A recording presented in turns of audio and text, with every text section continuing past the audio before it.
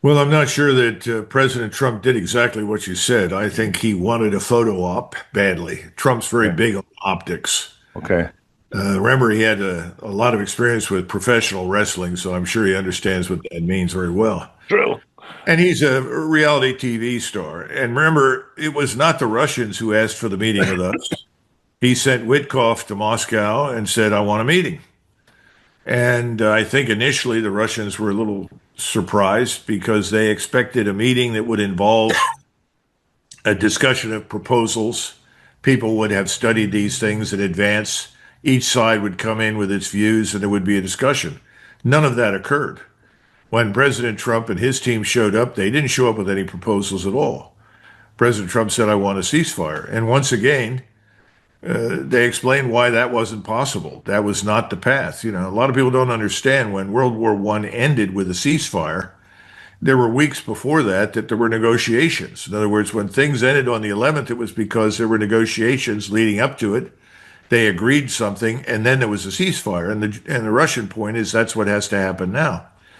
We've never recognized their legitimate national security interests.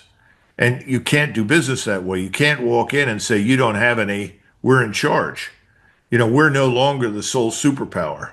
In fact, we're not, we're a shadow of our former selves 30 years ago in military terms, and I would argue economic terms right now. But people don't understand that. But President Trump did get a great photo op. It looked great, and he got to stand around near our newest combat aircraft and look overhead as a B-2 bomber flew by and feel very powerful. But it all amounted to absolutely nothing, and So, it changed nothing. so what about the threatening to withdraw from NATO? Don't you think that's the thing he should do over the oil and gas situation? Don't you think that's like a move he should make to withdraw from NATO? I mean, we are their military arm. Yeah, well, I think NATO probably should have been disbanded in the mid 1990s. There was no real reason for it. And we ended up doing a lot of things, intervening in the Balkans, first in Bosnia, then subsequently in Kosovo and Serbia, in a search for things to give NATO to do. Right. They had this senator, I don't know if it was Senator Nunn or I think it was him. One of the senators said if NATO is not out of area, in other words, outside of Europe doing something, then it's probably out of business. You know, at the time I was a major in the Army and a lieutenant colonel. Those were those years for me, the 90s. And then I was a full colonel by the time the 90s ended. But in all of that time, I spent a lot of it in Europe, a lot of it in Germany, a lot of it in the Balkans. And I and most of my peers concluded we should leave and go home. There's no one to fight. The Russians posed no threat. Russia had become a Russian Orthodox Christian country again. Right. It was no longer communist. It did not subscribe to an ideology of expansion. It wasn't leading any revolutions. It was trying to recover from 70 years of communism. And our view was, well, let's get along with the Russians. And in fact, I had meetings with Russian officers and soldiers. They were very professional. What we did together worked very, very well. I'm talking about primarily in the Balkans. I was there in November of 2001, and several of the Russian senior officers, I was with several general officers who were on the Russian general staff, and they said to me, you know, we've read your books. What do you think the real problem was during the Cold War? And I said, well, supposedly it was communism. And they all laughed because they said, well, you know, communism didn't work. Yeah, we got Yeah. the message. But they said they concluded, well, there were people in both countries at the top that had an interest in the hostility and the conflict. There were ways to profit from it. And I said, no, I think that's not an unreasonable assumption. But my point is, everything that I've seen since the collapse of the Soviet state and the Soviet state system told me that there was no enemy. And there was every reason for us to do business. Now, when it comes to Ukraine, Ukraine's never been a nation state. This is brand new. Right. And it was cobbled together very rapidly at the end by the communists. They drew boundaries that made no sense historically, culturally, ethnically, or anything else. And the most important mission that we could see when I was at Supreme Headquarters of Allied Powers Europe for Ukraine was to be neutral. and to put hundreds and hundreds of miles between NATO and Russian military power. In other words, if it's neutral, it works both ways. It's advantageous to them and it's advantageous to us. But we didn't see this vast expansion coming. We saw evidence for it in the Balkans against Serbia, but we didn't connect all the dots at the time. And unfortunately, when this coup was launched by Victoria Nuland and her friends in 2014 in Kiev, we ended up installing a government that was radical and violently anti-Russian. So it was only a matter of time until a war broke out, which was stupid and unnecessary. And Trump said that. And by the way, he was correct. Now he's starting to talk like Biden, Right. which makes no sense at all. Because And every time he comes close to like a peace deal, or I want to get your thoughts on this too, because this to me raises a lot of red flags. Do you think these, like the Nord Stream pipeline, right, that got blown up, and we know they blamed Russia, and then a U.S. factory gets blown up in Ukraine, they blame Russia. Every time Trump comes with a peace deal, Russia bombs Ukraine. Is that a false flag? Is that NATO committing these acts and blaming Russia? Well, first of all, I'm completely unconvinced that the Russians did anything to harm Nord Stream 2. Right. It doesn't make any sense at all. I suspect that Cy Hirsch is probably right in the article that he wrote. I commend that to people. When I was working at the end of the Trump administration, there were already people in the White House lobbying Donald Trump to do everything he could to stop the Nord Stream 2 from operating and trying to break up this, what everybody said was dangerous dependency by Germany on Russian oil and gas. Nobody understood the past. I mean, in 1914, the number one trading partner for Germany was Russia, and the number one trading partner for Russia was Germany. In 1941, just before the Germans launched their invasion, the same thing. Each country was the other's number one trading partner. This has been going on for 300 years. If anything, the two world wars were exceptions. For the balance of the 300 years, they got along very well and did a land office business. It posed no threat to us at all. But people convinced Donald Trump of that. And obviously, that was the keystone in the edifice of the argument that Biden made. It was all nonsense. The Russians want to do business with the West. They need the West business. Now we have so alienated them and so damaged the relationship that they've turned to China. Right. And what we don't understand is that China today is where we were in 1945. In other words, we were in the takeoff stage. If you look at the, but I thought China's economy was in shambles right now. No, not at all. No, No. The Chinese have the largest manufacturing base in the world. They're desperately in need of oil and gas But hold on, isn't the point of these tariffs to bring back the manufacturing companies and jobs here in America? So I mean, it's going to suck for a while, but I mean, at some point, like in 6 months to a year, they'll start coming back and building here. Correct? I wouldn't hold my breath, and the reason is very simple. When we lost things, in other words, when we shipped our manufacturing base overseas, and this is the CEO class, okay? The so-called shareholder class, these are all the rich people.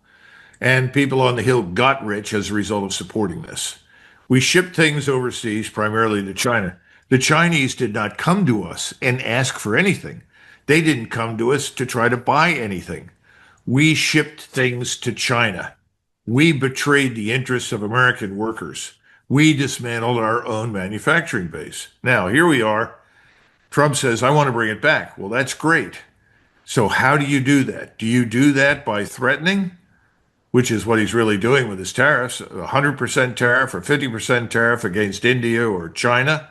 Is that going to do any good? No, because they have developed to the point now where they don't have to depend on us. Right. Yeah, that's just go around us. Yeah, that's the problem now. The supply chains are shifting away from us and shifting to China and to India because supply chains in business to be successful need stability and predictability. But the number one consumer is the opposite. The number one consumer, what Trump's trying to play with leverage is the biggest consumer of all these products is America, right? So he's trying to bring the manufacturing jobs back to America so we buy from our USA made, right? Yeah. But where's the incentive to build that? How do you bring not only foreign investment, but our people here in the United States that have capital? How do you incentivize investing it here? Aren't they? I mean, he's bringing in a lot of people to bring 600 million. Mark Zuckerberg, AI plan to Palantir. I mean, no, I'm just asking. I'm just Well, honest question. Palantir doesn't employ very many Americans. But the Remember, future of AI, the future of AI is I mean, the base is going to be here in America, correct? And Amazon, the whole thing, technological. if you look at the AI package that we were peddling on the internet and promoting, the Chinese suddenly developed another AI package for which they charged nothing and put it out there to the whole world. And it's much better than anything we offer. So let me ask you this. What about Taiwan right now? I mean, they're in the balance right now. They're on edge. They're flying jets over them. There's battleships out there. What's going to happen with Taiwan? Does China make a move on Taiwan with all this going on? Or will they wait till Trump's out of office and then make a move on Taiwan? Well, first of all, I don't think China is ever going to invade Taiwan. Let Okay. me tell you why. You have two major political parties on Taiwan. And I won't bother trying to pronounce their names, okay? Because I'm not a master of Chinese, obviously, and I don't want to offend anybody. But one is the old party of Chiang Kai-shek. These are the people that retreated to the island when they lost the war on the mainland. That party is very pro-unification with China. They control the parliament right now. Okay. The other party is a pro-Japanese, pro-American party. And the president is currently from that party, but he doesn't control the parliament. As long as we do not put rockets and missiles on Taiwan that can reach the Chinese mainland, the Chinese don't particularly care what happens on Taiwan because the Taiwanese banks are as heavily invested in China as China is invested in them. In other words, if you had a crisis tomorrow morning, somebody thought they were going to go to war, the banks on Taiwan would shift all of their assets to China to ride out the war. Now, think about that. Does that sound like an imminent invasion? Now, what everybody talks about, what Donald Trump was talking about, is the microcircuitry they produce, which is the most sophisticated and the best in the world. Everybody currently needs it.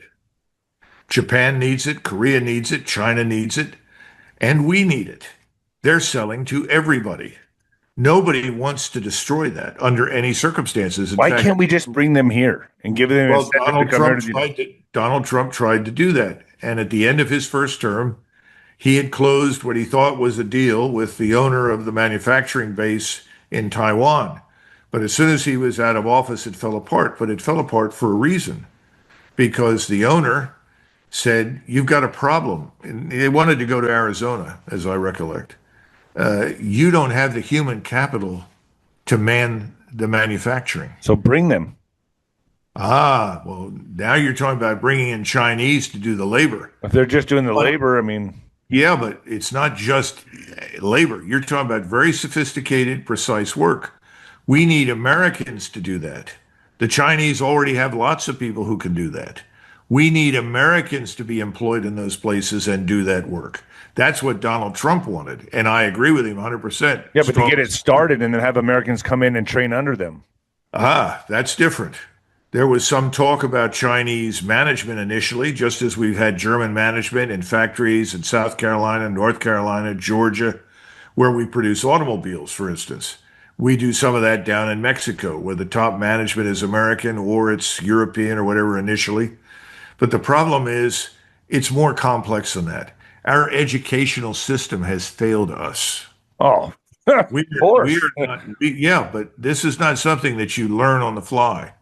We need people who are technically competent, who are not necessarily going to four-year colleges and studying archaeology or Right. basketball in the year But four. that's why I'm saying bring them in and have them train us. Have them train us under them, train Americans under them. And that's what we'd have to do if you really think about it. That's the only way. Well, the Chinese owner wasn't terribly excited about that because he met the people that he was going to work with and didn't think they had what it took to be successful. Now, all I'm trying to say is that it's sort of like you in boxing. You know, when did you start training to be a boxer? How old were you? 5 years old. Well, okay, five. But I didn't meet you when you were 5 or 6. It could have been Yeah. dangerous. Anyway, But the point is, you start years in advance Right. and you take years of training and conditioning so that things become automatic that otherwise have to be learned. Right. That's the problem for us here in the United States. It's a problem in our military establishment as well. It takes 10 years to build a combat formation from the ground up. That's to be any good, that's what it takes. And I agree with you. And that's why the globalists who've intercepted or infiltrated America have taken decades to socially engineer Americans, and our school systems, our indoctrination camps, you can call them, Yeah, churches even, to create this army of misfits they have now, which we that's call, right. the fatherless. They took the father out of the home. They Yep. they implemented all this in it's not like you said, 1960s, Summer of Love, and all this stuff. And that's how they engineered and socially engineered culture to where But we're at right now. you So we should have to start somewhere, right, yeah, Douglas? well, we do. We do. We absolutely have to start somewhere, and that's the problem. Where do we start? How do we start? We just start. For We instance, just start. no. For instance, no. There has to be a strategy. We have no strategy. The Japanese, the Chinese, until recently, the Germans. If I took you to Switzerland, you'd see the same thing. There's a national scientific industrial strategy.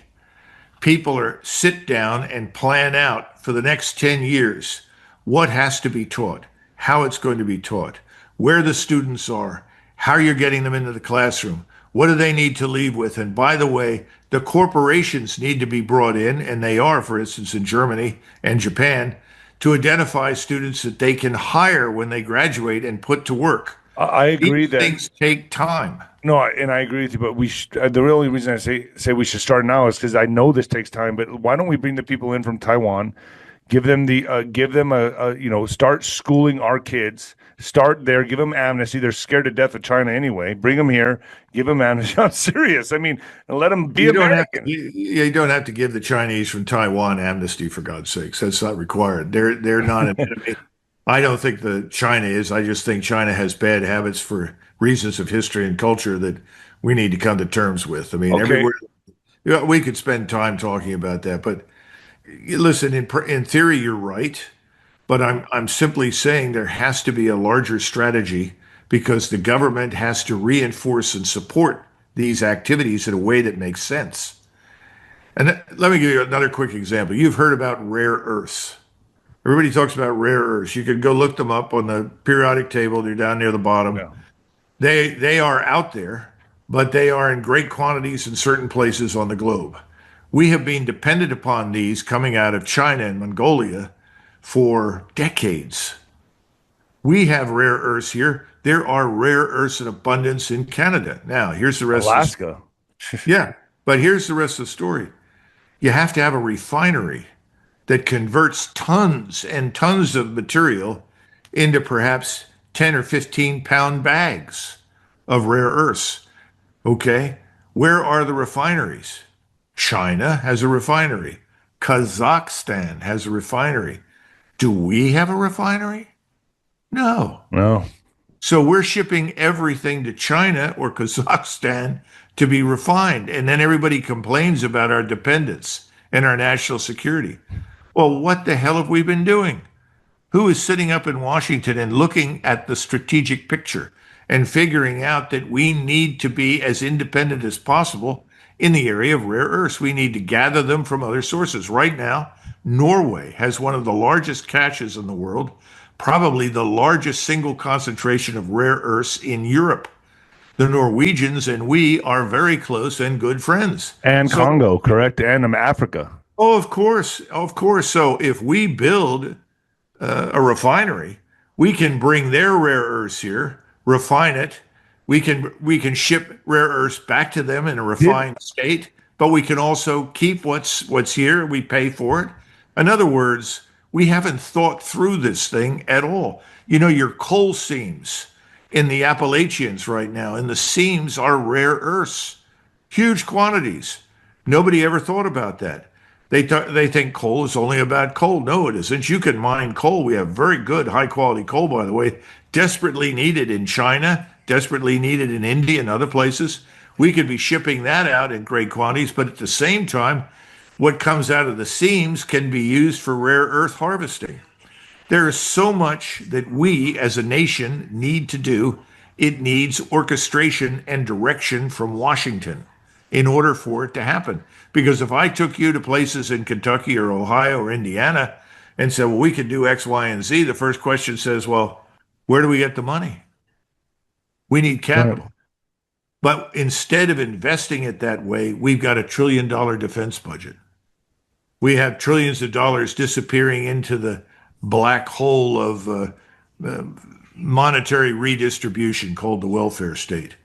We've done nothing to deal with all of the corruption and scandalous behavior in Medicare and Medicaid. I mean, you had Elon Musk who went in there. He had the right idea. He discovered that we had millions of people drawing cash out of Medicare and Medicaid that half of them didn't even exist. We've got so much nonsense going on. We need to focus here at home. That's We're my not next. doing that. That's my next question. There's so many conflicts that America is involved in across the planet right now. You got Ukraine, Middle East, Congo, China, and here domestically, right? Well, you've also got this cockamamie idea to take on Venezuela. Right. So, well, hold on. But isn't there rumors or allegedly China's there with their missile systems in Venezuela? Aren't they in our backyard and in Cuba? I mean, Well, they're scared of us in Taiwan, but aren't they already in our backyard? no, the Chinese are making investments, but they're not necessarily military. Now, could they become that way? Well, if I were sitting in Venezuela right now on potentially the largest oil and gas reserves in the world, even though they're very deep, they're not easily attained. And that's something we do better than anybody else in terms of deep drilling. We have the best technology, the best technicians in the world. We could go down to Venezuela. We could restore that very, very quickly. We could improve the lives of the people in Venezuela, but we'd have to do business with Maduro. In other words, we'd have to accept the fact that he's in charge and work with him. But And don't you think it's important to overthrow him? I mean, he's accepting money no, from the Chinese. Well, I mean, no, the drugs that come through Venezuela to Mexico no, to no, America. no. All of the few drugs that come out of Venezuela come out of Colombia. They go through Venezuela, and the generals in the Venezuelan army are skimming off the top of that trade to make themselves rich. But the stream of drugs that come out of there is minuscule. So what's the strategy then? Why are we going after Venezuela? What's your view on that? I think Secretary Rubio has turned this into a crusade that he and his supporters want to conduct. I don't see any reason for it. I think it's a very dumb idea. You really want to stop the drug problem, you've got to begin here at home. Well, First, okay, I live on the border, so I'm here, right here in El Paso, and I witnessed the Ciudad Juarez killings, the wars that happen here. It's bad, but right now it's the safest it's ever been. The military is all up and down this border. From what I see, my friends in the border patrol tell me, dude, this is like the best I've ever seen it. It's almost completely stopped. It's almost at zero. But I mean, they're still problem, finding other ways. They're coming through oh yeah. Canada. Well, the problem is not with the Border Patrol. The Border Patrol has always been, in my judgment, underfunded and underpaid. Well, I mean, the military is here now. Now it's all military zoned. I can't even Well, get near there now. it should have stayed military. You know, that's where General Pershing, as a one-star, commanded the entire Mexican border in 1917. We should never have given that up. The military should have always been there. It was there since 1846 because Mexico has always had problems internally. That place has been in some form of revolutionary upheaval almost from the time the Spaniards left. All right. I mean, well, the cartels run Mexico, man. I Well, mean, they do. They do. You're absolutely right. And by the way, that's far more serious than anything happening in Venezuela. But my point to you is it's not enough to guard the borders. First of all, the legal points of entry are a big problem because the cartels can pay every customs officer on the legal points of entry 30,000 bucks a month on I top used to of pay him a couple hundred to cross stuff over. you got Back off when I was a cheap. kid, I'm just Yeah, saying. well, you got off cheap. You got Yeah, I off cheap. did. I It's could a feel lot it more weighing expensive. sticks.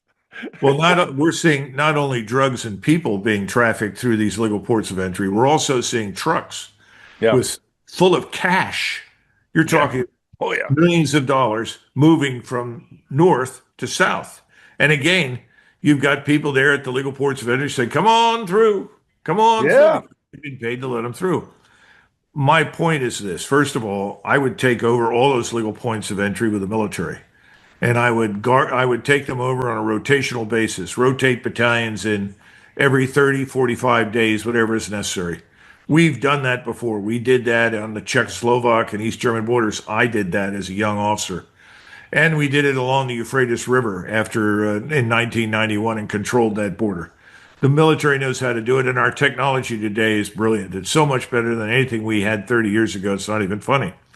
Now, having said that, though, where's the problem? The problem with drug use and distribution is here at home. Yeah.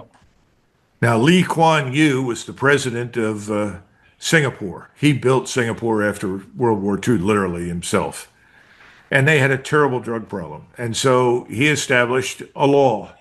If you come into Singapore and try to distribute drugs, you will be executed. Right. Yeah. You know what? It went away. It went away quick. You're damn right. And people say, well, are you going to execute users? I said, no, I'm not interested in that. I want to get the people that are selling the drugs. If you come into this country and you try to sell drugs, I don't care if you're an American citizen or a foreigner, we should execute you. I agree with that. To be quite honest with you, I agree with that method. That'll stop it immediately. Exactly. Even the guy down the street that's selling bags of whatever, the small time dealer, they'll be scared. This will stop immediately. Right. You don't need to execute that many people to make your point. No, just one publicly. But so, what's your thoughts on Trump now deploying the National Guard into 19 states? It looks like he's going to go into Chicago. They're expecting a lot of civil unrest, even like a minor. I don't imagine it's going to be much of a civil war, but let's say civil unrest.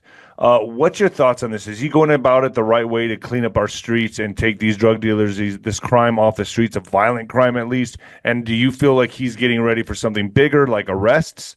Do you think that's why he's putting his chess pieces in order to get ready for? Because if they protested and rioted for George, I think they're going to do. Well, in 2003, I was still on active duty, and I was following the news about the deployment of our forces to Iraq, or actually at that point to Kuwait, to move into Iraq eventually. And in the Washington Post, there was an interesting article, an interview with people in Washington. And the interview that really, really had an impact on me was with an elderly black woman. She was probably in her late 60s, maybe 70.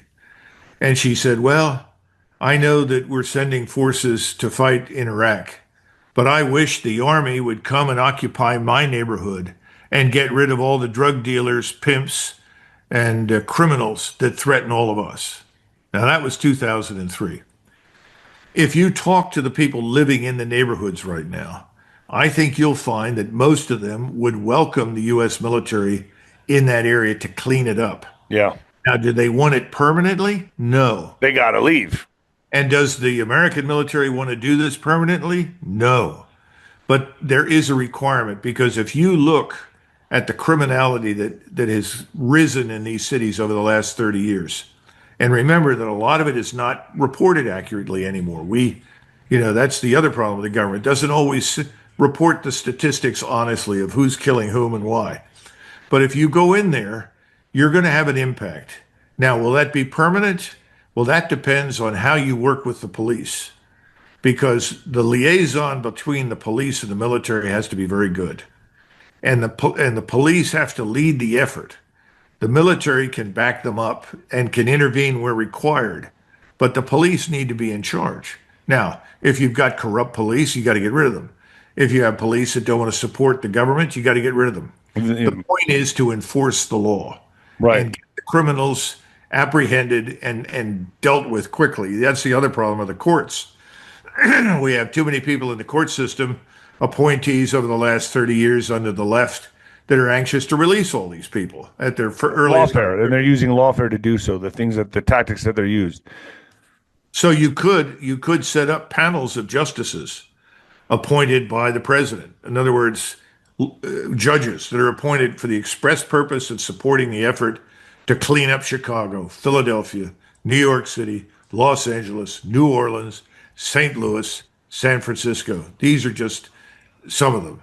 So I think what Trump wants to do is good. What I don't see any evidence for, once again, is the strategy. Correct. Okay, so just for a second, I've always said on my channel, the pendulum swings far left, it's going to swing far right. The cure's got to be greater than the disease. But what Yes. do you have to say, like, to the left or the people out there screaming that he's bringing in a police state? I guess the globalists are getting what they want anyway. They're getting the police state, right? So the military's coming on the streets. So what do you say to people like that? I mean, they got to leave after a certain amount of time, but are they going to, uh, you know, impose this AI surveillance? I mean, we're already being watched anyway, but once the military comes in and takes over all the cities, the democratic hellholes, let's say, um, are they going to leave? Is that, I mean, how long do you expect the military to stay there to effectively clean up the streets? And are they going to leave this AI footprint there that's going to be surveilling the whole city? I mean, is that where we're headed in this? Well, the surveillance footprint is a matter for decision by the law. In other words, you're exploring this area of privacy. We want our privacy as Americans. That's essential to our freedom. That's something I can't answer. In other words, that has to be adjudicated. Someone has to sit down, legal authorities as well as people who understand the technology and sort through that.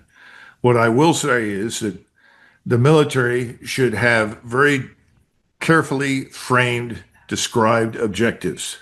You're going into this city. Within the city, you're going into these areas. What are your objectives in each area? Who are the police who are going with you, who know the area and are going to advise you, bring you in, and use you when necessary? Because once again, I don't think we have to spearhead everything with military power. There are going to be hard cases where the military is absolutely needed. But the police that live there, work there, serve there, ought to be in the lead. And there should be an end state. When we've reached this point and crime is at this level, that's when we begin withdrawing. That should not, if we do our jobs properly, we know what we're doing. That shouldn't take longer than 120 days, Have maybe you 180 days. That's no more than 6 months. Have you heard of these SUVs pulling up and dragging the homeless people off the streets and nobody knows where they're going? I mean, this is a huge problem right now. I've been watching a lot of this on YouTube, and it only started happening under this administration. And I'm wondering, I mean, obviously, we don't want degenerate behavior. We don't want people shooting up and defecating all over the streets. I'm all for that, but there's a lot of videos coming out right now that I've been watching that the homeless people are disappearing in places like Houston, Austin, and they've been doing a lot of reporting on this and asking other homeless people, and they're saying we're scared. We don't know what's going on. They're dragging people out. They're coming in these SUVs and just taking them off the streets. What do you think's going on there? Do you have any insight on that? Well, the first person to deal with this problem, believe it or not, was Gavin Newsom. And that's when President Xi from China came to San Francisco for a conference. And he suddenly made the decision to clean up San Francisco. And thousands of homeless drug users who were doing all the things that you described disappeared. But They where were do they go? Well, I don't know where they went, but I know that they didn't all die because So, large numbers of them came back again after Xi left. Now, I think what you have to do is understand that large numbers of these people are mentally ill right. and they have to go into some sort of treatment center. You have to set something up. You can't release them on their own recognizance because if you do, they'll go back and repeat the behavior they were, Right, and doing. nobody wants to step over needles and feces and tents. Nobody wants that, and I agree with that. But where are they going is the question. I mean, are they Well, going encampments? all I can tell you is that Gavin Newsom did this in at least for a temporary period because of Xi's visit from China. I think that first of all, I see no evidence that anybody's being executed. That's a lot of nonsense. Okay, Where are they going temporarily for treatment? Who's viewing them? Who's interviewing them? I don't know. I'm told that they are apprehending people and then interviewing. In other words, they're separating what you're describing as homeless from people who are actually illegally here in the United States. That's going on. ICE is contrary to popular belief, and I know Tom Homan He is a decent, honorable man. I don't think he has any real authority, sadly. Doesn't have much money, but everybody respects him and knows him. And I'm absolutely confident that he would never engage in that kind of behavior. And I don't see any evidence from what I've seen in Washington with the National Guard of any, Gestapo tactics or brutality. In other words, we all have to step back from all the abuse that is hurled in the direction of the government, of the Trump administration, of the president. A lot of that is just nonsense designed to discredit everything and anything he says. I mean, you started earlier, you mentioned Antifa. We never talked about that. But Antifa did a couple of $1 billion worth of damage across the country. I've forgotten the exact number of people that were. There were a lot of people seriously injured, and we didn't do much about it. Right. Right.